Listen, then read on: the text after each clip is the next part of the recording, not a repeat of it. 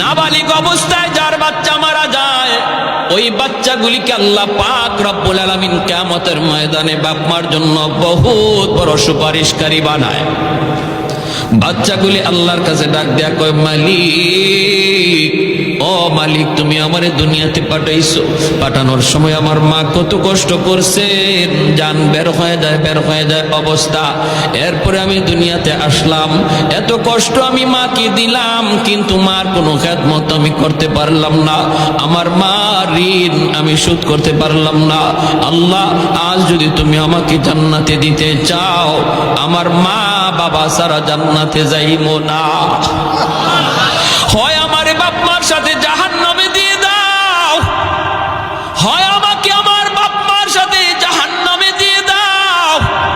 রব্বুল আলামিন তখন বলে, বান্দারে, আমি আল্লাহর আদত হচ্ছে জাহান্নামীকে জান্নাতে দেওয়া, কিন্তু